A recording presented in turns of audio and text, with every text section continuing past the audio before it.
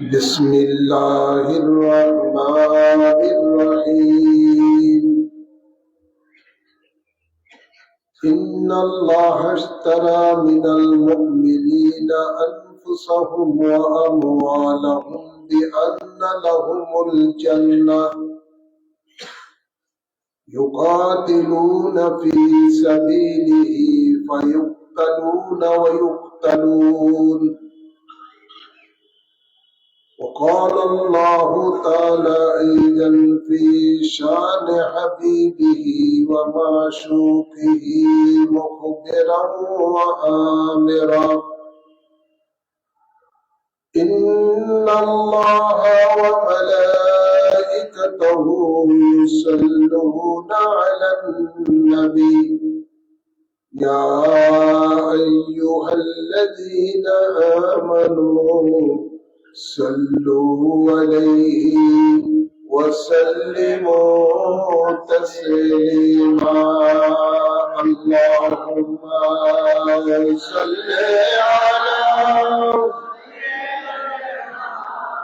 مولانا محمد وعلى آل سيدنا محمد اللهم صل على سيدنا مولانا محمد وعلى آل سيدنا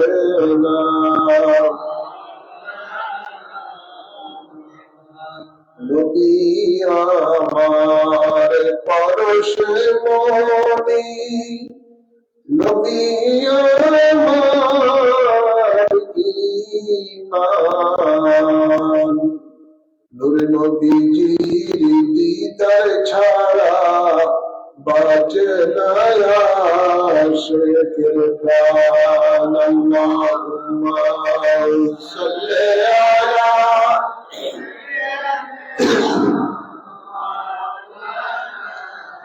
محمد وعلى آل سيدنا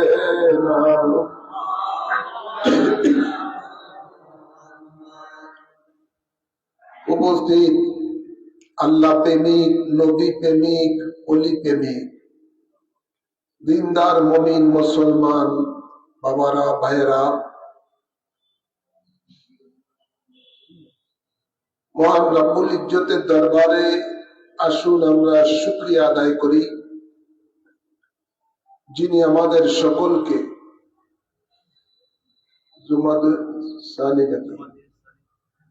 জুমাদুসানির প্রথম জুমা আদায় করার জন্য ঐতিহ্যবাহী ইমামে রব্বানী দরবার শরীফের বাইতুল মুকাদ্দাস জামে মসজিদে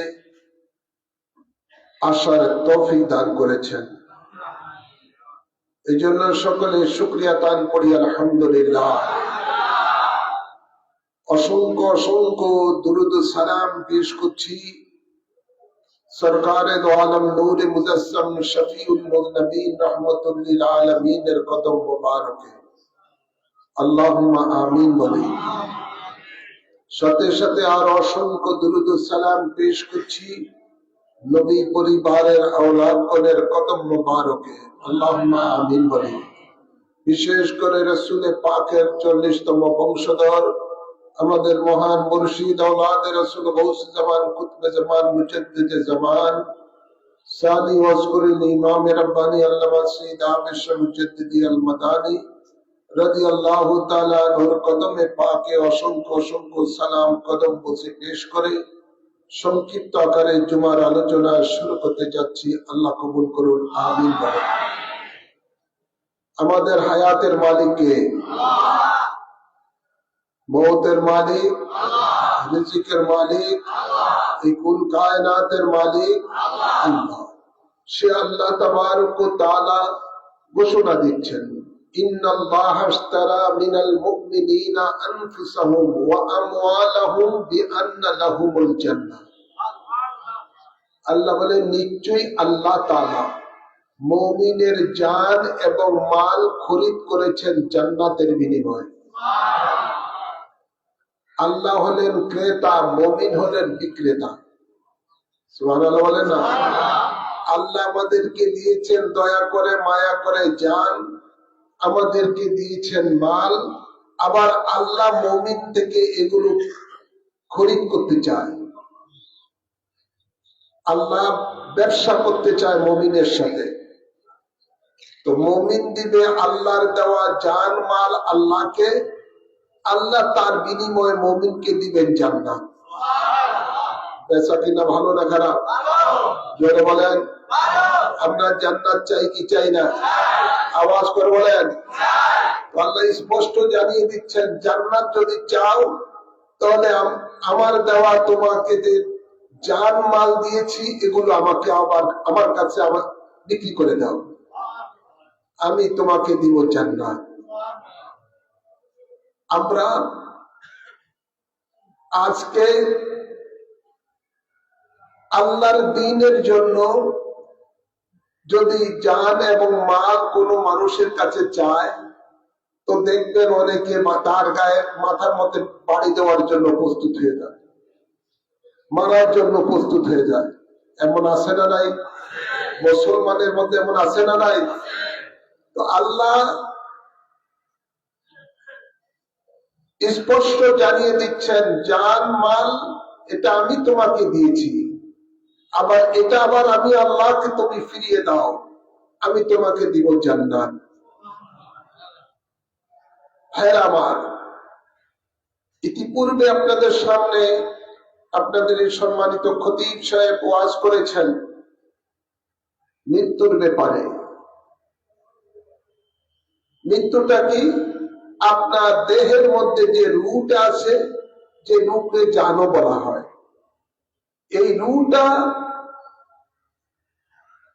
এমন একটা জিনিস যে জিনিসটা দেহ থেকে বের হলে তার মৃত্যু হয়ে যায়। আল্লাহর নবীকে জিজ্ঞাসা করেছিলেন আরবের মানুষেরা, মানে রূহ কি জিনিস যেটা মানুষের থেকে বের হলে মানুষের মৃত্যু হয়ে যায়? আল্লাহ তাবারক ওয়া তাআলা জিবরাইল আমিনকে পাঠিয়ে দিলেন এই ঘোষণা দিয়ে যে, বন্ধু যারা আপনাকে জিজ্ঞাসা করে রূহ কি জিনিস, আপনি তাদেরকে বলে দেন আমরে রাব্বি। রূহটা হলো আল্লাহর একটা নির্দেশ। সুবহানাল্লাহ বলেন না? কার নির্দেশ? আল্লাহর নির্দেশ। এই রূহটা মানুষের দেহ থেকে তখনই বের হবে যখন আল্লাহর নির্দেশ আসবে। গভীর খেয়াল করে শুনেন, মানুষের দেহের মধ্যে দুইটা রূহ, একটা রূহে হায়াত আরেকটা হলো রূহে শউর। রূহে হায়াত মানুষের দেহ থেকে একবারই বের হয়, যেটা বের হলেই মানুষের মৃত্যু হয়ে যায়।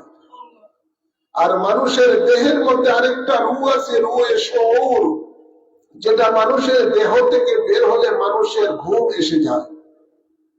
সুবহানাল্লাহ বলেন না? রূহে হায়াতের সাথে আপনার নড়াচড়ার শক্তির সম্পর্ক, আর রূহে শউরের সাথে আপনার উপলব্ধি করার সম্পর্ক। রূহে হায়াত বের হয়ে গেলে আপনার মাঝে থাকবে রূহে শউর। এই রূহে শউর দ্বারা আপনি দেখতে পাবেন আপনার সামনে কে আছে, কে বসা আছে, কে কি কথা বলছে, সব আপনি শুনতে পাবেন। আপনার দেহের মধ্যে কোনো যদি আঘাত হয় আপনি সেটা অনুভব করতে পারবেন, কিন্তু বলার শক্তি থাকবে না, যেহেতু বলার শক্তির সাথে রূহে হায়াতের সাথে সম্পর্ক। হ্যাঁ আমার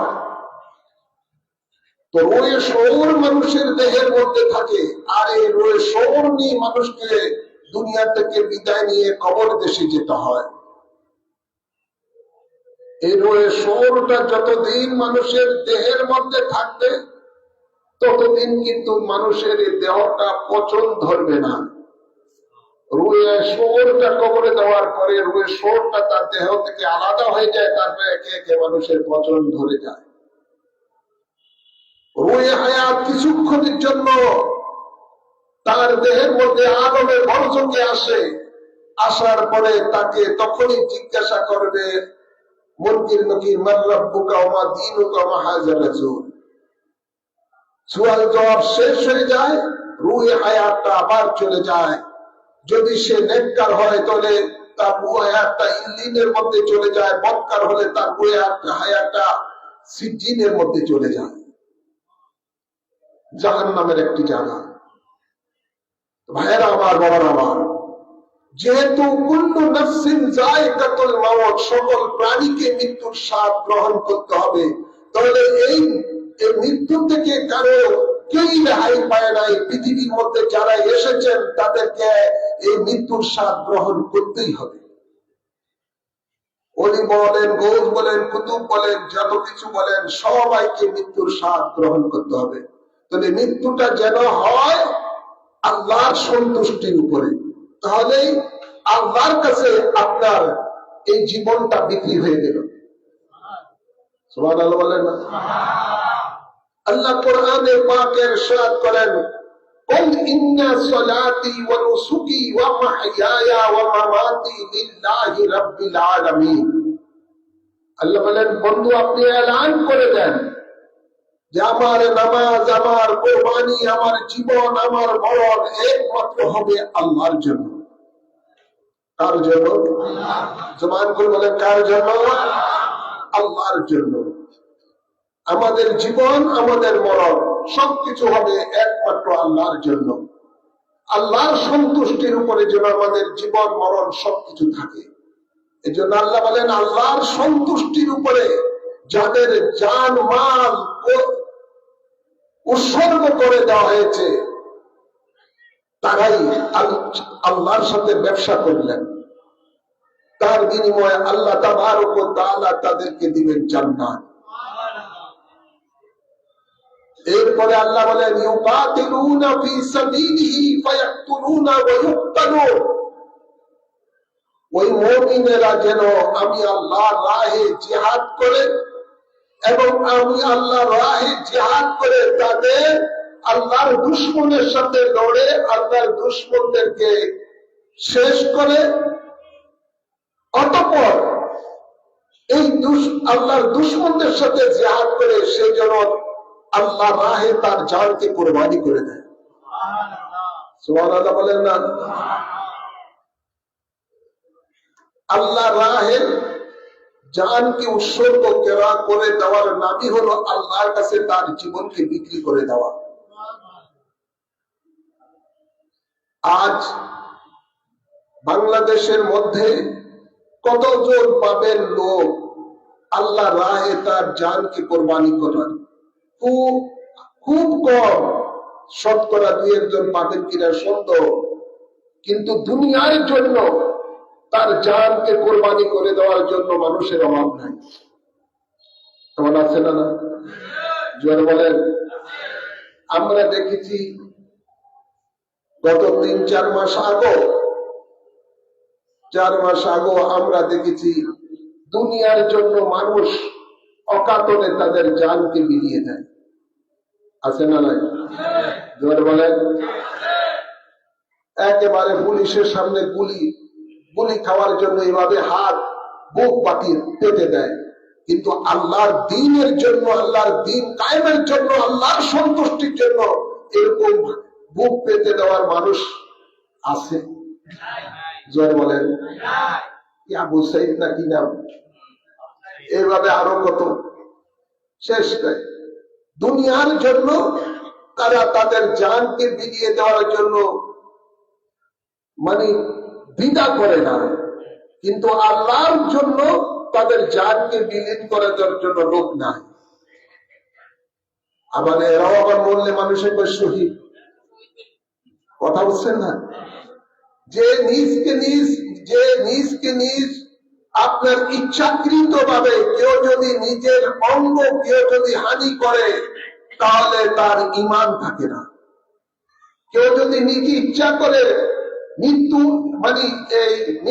মৃত্যুকে আমন্ত্রণ করে, অর্থাৎ এটাকে খোদকুশি বলা হয়, নিজের ইচ্ছায় সে তার মৃত্যু কামনা করতেছে, তাহলে সাথে সাথে সে বেঈমান হয়ে যায়। শহীদ তো দূরের কথা, বেঈমান। এক যুদ্ধের মধ্যে, যুদ্ধ চলছে মুসলমানের সাথে কাফেরদের সাথে, তো আল্লাহর হাবিব ওই যুদ্ধের মধ্যে ছিলেন। এক মুসলমান খুব বীরত্বের সহিত কাফেরদের সাথে যুদ্ধ করছে, তখন আল্লাহ নবীর সাথে দাঁড়ানো কয়েকজন সাহাবী ওই বীর মুসলিম যোদ্ধার প্রশংসা করতেছে যে এই লোকটা কি বীরত্বের সহিত কাফেরদের সাথে যুদ্ধ করতেছে, তার জীবনটা কতই ধন্য, এবার প্রশংসা করতেছেন ওই লোকটা। আল্লাহ নবী গায়েবের সংবাদদাতা নবী, যে নবীকে আল্লাহ অদৃশ্যের জ্ঞান দান করেছেন, সুবহানাল্লাহ। নবী বলতেছেন, এই আমার সাহাবীরা, তোমরা যার প্রশংসা করতেছো সে তো ঈমান নিয়ে দুনিয়া থেকে মৃত্যুবরণ করবে না। তার আশ্চর্য, এই লোকটা দ্বীনের জন্য এভাবে আল্লাহ দুশমনের সাথে লড়তেছে, আর দয়াল নবী বলেন তার সে ঈমান নিয়ে মৃত্যুবরণ করতে পারবে না। এটা কেমন কথা? তারা অধীর আগ্রহে ওই মুসলিম যোদ্ধার দিকে তাকিয়ে আছেন। কিছুক্ষণ পরে দেখলেন এক কাফেরদের তলোয়ারের আঘাতে ওই মুসলিমটা জমিনে পড়ে গেলেন, মুসলিম যোদ্ধাটা জমিনে পড়ে গেলেন। এখন মৃত্যুর যন্ত্রণায় ছটফট করতেছে, কিন্তু মৃত্যু হয় না। সে তখন কি করলেন, তার নিজের তলোয়ার দিয়ে নিজেই তার গলার মধ্যে বসিয়ে দিলেন, তার গলার মধ্যে বসিয়ে দিলেন, অর্থাৎ সে নিজে নিজে আত্মহত্যা করে ফেললেন। তো যে আত্মহত্যা করে, নিজে নিজকে নিজ খতম করে দেয়, তার ঈমান থাকে না, সে বেঈমান হয়ে যায়। তো আমাদের দেশে এমন অনেক আছে, দুনিয়ার জন্য তার আত্মাকে মানে বিলীন করে দেয়, জানকে কোরবানি করে দেওয়ার জন্য পাগল হয়ে যায়, ঠিক না ভাই? কিন্তু এই জান কোরবানি করা, নিজকে নিজ এভাবে হত্যা করে দেওয়া, এটার নাম শহীদ নয়, এটার কোন 2 পয়সার দাম নাই আল্লাহর কাছে, বরঞ্চ তার জন্য জাহান্নাম। আর যে আল্লাহর জন্য, আল্লাহর সন্তুষ্টির জন্য, আল্লাহর দ্বীন কায়েমের জন্য কেউ যদি সেই ইসলামের দুশমনের সাথে যুদ্ধ করে যদি সে মারা যায়, তাহলে এই মারাটাকে শহীদ বলা হয়। কি বলা হয়? শহীদ বলা হয়। এদের সম্বন্ধে আল্লাহ বলেন, ওয়ালা তাকুলু লিমান ইউকতালু ফি সাবিলিল্লাহি আমওয়াত বাল আহইয়াউ ওয়ালাকিন লা তাশউরুন। সুবহানাল্লাহ বলেন না? আল্লাহ বলেন, এদেরকে তোমরা মৃত বলো না, এরা জিন্দা, তোমরা তাহা উপলব্ধি করতে পারো না। তো আল্লাহ স্পষ্ট, আল্লাহর কোরআন বলতেছে, শহীদ তারা যারা আল্লাহর জন্য নিজের জানকে কোরবানি করে, এরা জিন্দা, এরা জিন্দা। এই সমস্ত এই আল্লাহর রাহে নিজের জানকে কোরবানি করা দেওয়া মানে আল্লাহর কাছে তার জীবনকে বিক্রি করে দেওয়া, আল্লাহর কাছে তার জীবনকে বিক্রি করে দেওয়া। তাহলে আর আল্লাহর দেওয়া মাল আল্লাহর দ্বীন কায়েমের জন্য, দ্বীন ইসলামের জন্য, অর্থাৎ আল্লাহর ঘরের জন্য হতে পারে। আল্লাহর ঘরের জন্য যারা দান করেন, অর্থাৎ আল্লাহর ঘর আর মসজিদ জন্য যারা দান করেন, এটাই আল্লাহর কাছে দান, আল্লাহর দেওয়া মাল কোরবানি করে দেওয়া। তাহলে আল্লাহ ওয়াদা করছেন তাকে আল্লাহ জান্নাত দান করবেন। হ্যাঁ আমার বাবার আমার, তাই আমাদের সকলকে খেয়াল রাখতে হবে আল্লাহর দেওয়া জান মাল আমি কোন কাজে ব্যয় করতেছি। ভাবিয়া করিও কাজ, করিয়া ভাবিও না। মরার পরে যদি ভাবে কোনো কাজে আসবে না। আল্লাহ আমাকে অর্থ দিয়েছেন, এই অর্থটা আমি কোন কাজে ব্যয় করতেছি, আল্লাহ যে কাজে ব্যয় করতেছি ওই কাজে কি আল্লাহ রসুল খুশি না বেজার, এটা ভেবে দেখতে হবে, এটা ভেবে দেখতে হবে। আমার জান আমি যে পথে আমি অতিবাহিত করতেছি, এই জানটা যে সময়টা জীবনটাকে আমি অতিবাহিত করতেছি, এই সময়টা কি আল্লাহ রসুল খুশি কিনা, এই কাজের মধ্যে এটা আমাদেরকে ভেবে দেখতে হবে। কথা বলছেন না ভাইরা আমার? গভীর খেয়াল করে শুনুন, আজ আমাদের দেশে অনেক কিছু আসে, এখন ধরুন ভারত যদি আমাদের বাংলাদেশের মধ্যে আক্রমণ করে, কথার কথা, তাহলে ওই সময় আমার দেশকে বাঁচানোর জন্য তাদের সাথে লড়া, এটাও জিহাদের মধ্যে অন্তর্ভুক্ত, এটাও জিহাদের মধ্যে অন্তর্ভুক্ত।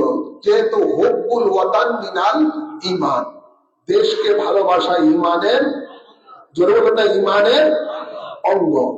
সুতরাং জিহাদ তো অনেক রকমের আছে। কোন কোন মানুষ আছে মুসলমানের বিরুদ্ধে জিহাদ করে, মুসলমানের বিরুদ্ধে জিহাদ করা হারাম।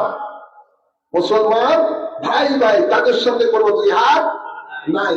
কেউ যদি ইসলামের দুশমন, অন্য ধর্মের, ইসলামের উপরে আঘাত করতেছে, আমার দ্বীনের উপরে আঘাত করতেছে, আমার দেশের উপরে আঘাত করতেছে, তখন তার বিরুদ্ধে জিহাদ করাটা হলো প্রকৃত জিহাদ। কথা বুঝছে না? তো খেয়াল, আমাদেরকে এই দিকে খেয়াল রাখতে হবে। অনেকে, কেউ যদি অন্যায় ভাবে কেউ কাউকে যদি হত্যা করে, আল্লাহর নবী ইরশাদ করেন, যদি সে মুসলমান হয় তাহলে কি হবে? আল্লাহর হাবিব বলেন, কিতালু মুসলিম ও কুফরুন, একজন মুসলমানকে হত্যা করা এটা কুফরি কর্ম, আর যে কুফরি কর্ম করে তার ঈমান থাকে না। আর কেউ যদি অন্যায় ভাবে, কোন মুসলমান যদি অন্যায় ভাবে অন্য কোন বিধর্মীকে উপরে অত্যাচার করে, নবী বলেন, আমি রাসূল কাল কিয়ামতের দিবসে ওই উম্মতের বিরুদ্ধে আল্লাহর আদালতে বিচার চাইব। সুবহানাল্লাহ বলেন না? কথা বলছেন না? অন্য বিধর্মী কোনো মানুষকে অন্যায় ভাবে তার উপরে কোন রকমের জুলুম অত্যাচার করা যাবে না। এটা মুসলমানের উপরে হারাম, মুসলমানের উপরে হারাম। আর কোন মুসলমান যদি অন্যায় ভাবে কোন মুসলমানকে যদি হত্যা করে, তাহলে তার ঈমান থাকবে না। যার ঈমান নাই তার জন্য জাহান্নাম,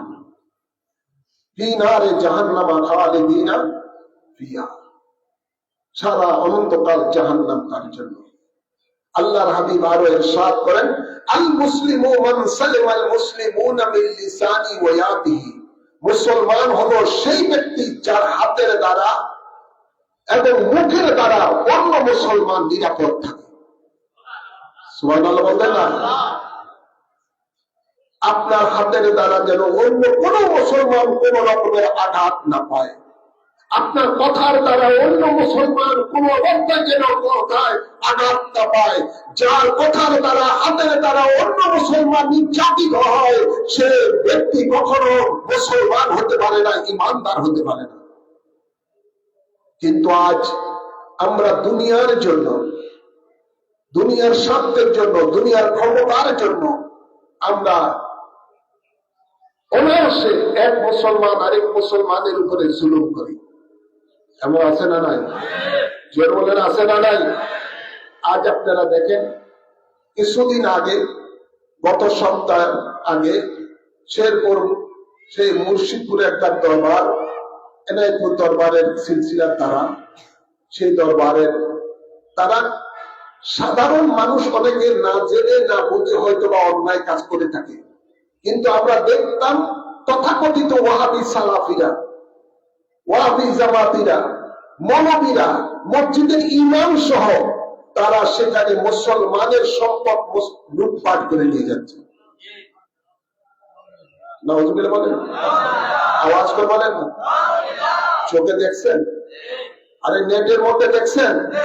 আপনারা হয়তো বিভিন্ন মিডিয়া, টেলিভিশনে এগুলো তারা সেন্সর করে রাখে, সেগুলো প্রচার করে না, কিন্তু অনলাইনের মধ্যে যেগুলো আছে, ইউটিউবের মধ্যে বা ফেসবুকের মধ্যে আমরা সেগুলো দেখতে পাই।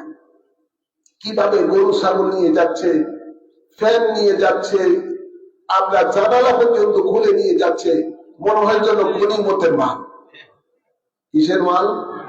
যুদ্ধের মধ্যে যেমন বেঈমানদের সাথে, ইসলামের দুশমনদের সাথে যখন যুদ্ধ করে ইসলামের দুশ্মনেরা যখন পরাজিত হয়ে যায় মুসলমানের কাছে, তখন ওই ইসলামের দুশ্মনদের এই সম্পদগুলো গনিমতের মাল হয়ে যায়। এখানে কোনো যুদ্ধ নাই, কিছু নাই, বিধর্মী নাই, কিছু নাই। জোরে বলেন না? কোন ইন্ডিয়ার সাথে কোনো যুদ্ধ নাই, কোনো কিছু নাই। এমনকি আল্লাহর ঘর মসজিদ পর্যন্ত তাদের কাছে নিরাপদ নাই। মসজিদ পর্যন্ত জ্বালিয়ে দিয়েছে, মসজিদের সাথে কোরআন শরীফও জ্বালিয়ে দেয়, মেহরাব আছে, মেহরাবও পর্যন্ত জ্বালিয়ে দিয়েছে। নাউজুবিল্লাহ বলতেন না? গাছগুলো পর্যন্ত কেটে নিয়ে গেছে, মাছগুলো পর্যন্ত নিরাপদ নাই, কোনো কিছু নাই। তো যেগুলো আল্লাহ নবী বুখারী শরীফের হাদিস, সহিহ হাদিস, জাল মুসলিমু মান সালামাল মুসলিমুনা মিন লিসানি ওয়া ইয়াদিহি, মুসলমান সেই ব্যক্তি যার কথার দ্বারা, হাতের দ্বারা আরেকটা মুসলমান নিরাপদ থাকে।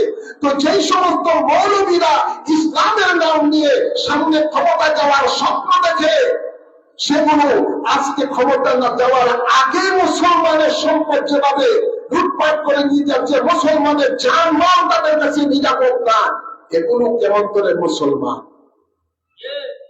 এগুলো মনে করতে হবে এটি হলো এজিদের প্রেতাত্মা।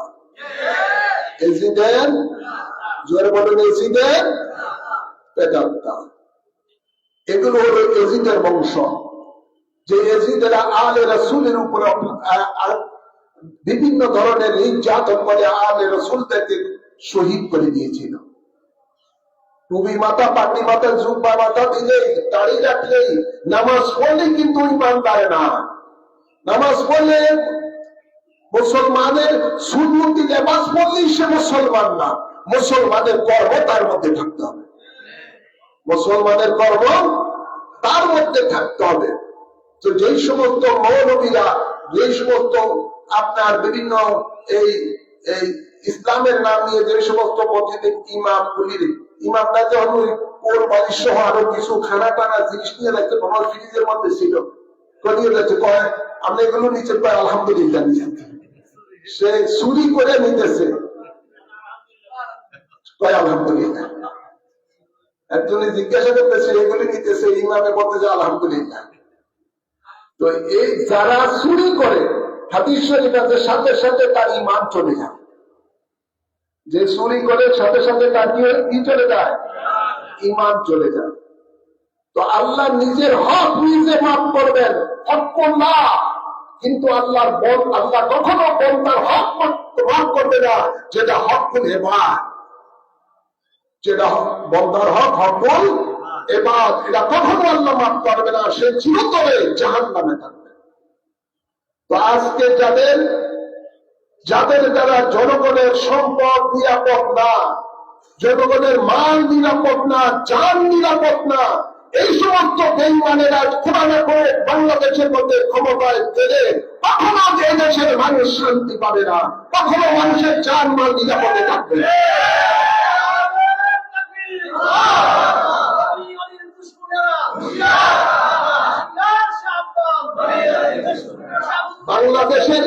বাংলাদেশের মুসলমানের জন্য ইসকন যেরকম একটা উগ্রবাদী সংগঠন, বাংলাদেশের মুসলমানের জন্য তারা যেমন নাকি একটা ভয়ঙ্কর একটা সংগঠন, ঠিক এমনি ভাবেই মুসলমানের লেবাস নিয়ে ভয়ঙ্কর সংগঠন হলো এই হরকুতুল জিহাদ নামে ওয়াহাবি সালাফি গ্রুপগুলো।